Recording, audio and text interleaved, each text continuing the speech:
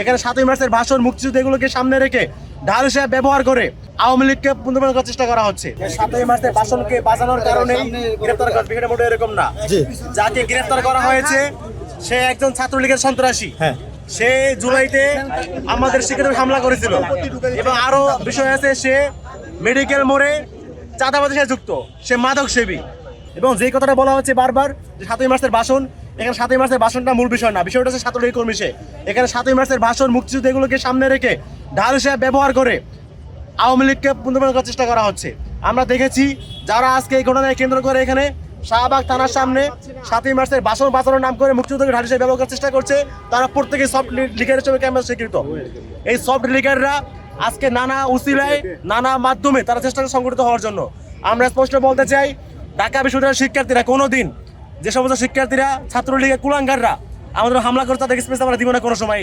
Extreme মশার coil plant fibre দিয়ে তৈরি, তাই সহজে ভাঙে না, সুগন্ধিযুক্ত ও নিরবিচ্ছিন্নভাবে জ্বলে। ডেঙ্গু, চিকুনগুনিয়া বাহি সহ যে কোনো মশার বিরুদ্ধে দেয় এক্সট্রিম সুরক্ষা।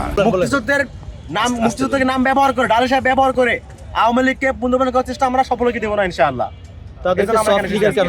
দেখুন, এখানে এটা স্পষ্ট, এই যে সৈকত নামে যে ছেলেটাকে গ্রেফতার করা হয়েছে, সেই সৈকত আপনারা জানেন, ইতিমধ্যে আপনারা নিউজ দেখেছেন, নিউজে আপনারা স্পষ্ট ভাষায় দেখেছেন যে সে ছাত্রলীগের সাথে 15 জুলাই মিলে, ছাত্রলীগের সাথে মিলে শিক্ষার্থীদের উপর হামলা চালিয়েছে, যার ভিডিও ফুটেজ স্পষ্টভাবে রয়েছে।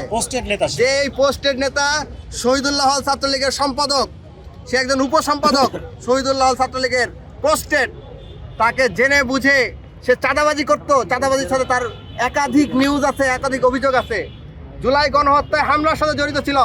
তারপরও কতিপয় সফট লিগার, যারা বর্তমানে লীগের নাম ব্যবহার করে রাজনীতি করার চেষ্টা করছে, তারা এই সৈকতকে হলে পুনর্বাসন করার চেষ্টা করছে এবং হলে পুনর্বাসন চেষ্টা করে তাকে দীর্ঘ সময় হলে রাখছে এই সন্ত্রাসীরা।